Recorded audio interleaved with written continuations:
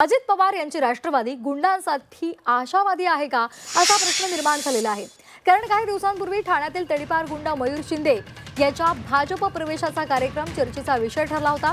मात्र याच गुंड मयूर शिंदेनं ठाणे मनपासाठी राष्ट्रवादीकडून उमेदवारी अर्ज दाखल केलाय।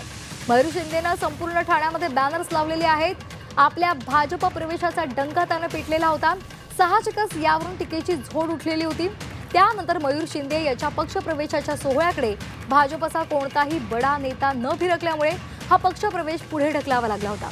मात्र आता ठाणे महानगरपालिका निवडणुकीची उमेदवारी यादी जाहीर व्हायला हा काही दिवस शिल्लक असतानाच भाजपनं गुंड मयूर शिंदे याचा पक्षप्रवेश उरकून घेतला। मात्र आता मयूर शिंदेनं राष्ट्रवादीकडून उमेदवारी अर्ज दाखल केलेला आहे। आताची महत्त्वाची बातमी आपण पाहतोय।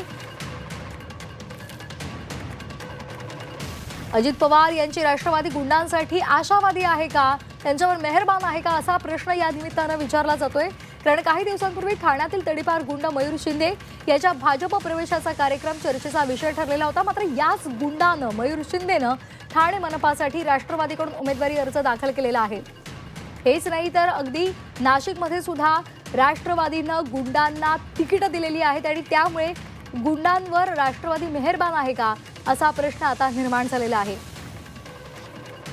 शुभम कोळी आपले प्रतिनिधी आपल्यासोबत जोडले गेलेले आहेत। शुभम, एक महत्त्वाचा मुद्दा म्हणजे मयूर शिंदेनं संपूर्ण ठाण्यामध्ये बॅनरबाजी केली होती, भाजपमध्ये पक्षप्रवेश सुद्धा केलेला आहे। मात्र जरी तो भाजपमध्ये असला तरी त्यानं सध्या उमेदवारी अर्ज भरलाय, तो मात्र राष्ट्रवादीकडून राष्ट्रवादी गुंडांसाठी मेहरबान आहे का असा प्रश्न या निमित्तानं विचारला जातोय। निश्चित पाहिलं तर ज्या दिवशी निवडणूक आयोगाची पत्रकार परिषद होती आणि महापालिकेच्या निवडणुकांचं खूप बिगुल ज्या दिवशी वाजलं होतं त्याच दिवशी अनेक गुन्ह्यांचा ठपका असलेला अक्षय शिंदेचा मयूर शिंदेचा पक्षप्रवेश जो आहे तो भाजपमध्ये होणार असल्याचं बोललं जात होतं आणि त्याच दिवशी मोठा गाजावाजा करत संपूर्ण शहरामध्ये जे आहेत या शिंदेच्या पक्षप्रवेशाचे बॅनरबाजी जी आहे ती केली होती। अनेक दिग्गज भाजपच्या नेत्यांचे फोटो देखील या बॅनरवरती जे आहेत ते झळकत होते। परंतु रात्रीच्याच वेळी जो आहे तो पक्षप्रवेश पार पडला। अनेक बडे नेते त्या ठिकाणी येऊन शिंदेंना जे आहे ते शुभेच्छा दिल्या होत्या। परंतु असं सर्व चित्र असताना जे आहे ते कुठेतरी अंतर्गत नाराजी असेल किंवा अंतर्गत तिकिटाची भीती असल्यामुळे जे आहे ते हे तिकीट जे आहे ते शिंदेंचं कापलं होतं। आणि एक धक्कादायक बाब म्हणजे की अवघ्या काही दिवसातच जे आहे ते तिकीट नाकारल्यानंतर शिंदेने थेट जे आहे ते राष्ट्रवादीचं घड्याळ जे आहे ते हाती बांधत पक्षाचा एबी फॉर्म भरत त्यांनी निवडणुकीचा अर्ज देखील दाखल केला। त्यामुळे आता कुठेतरी असं बोललं जात आहे की राष्ट्रवादी अजित पवार पक्ष जो आहे तो ठाण्यामध्ये गुंडांना पाठबळ देत आहे का,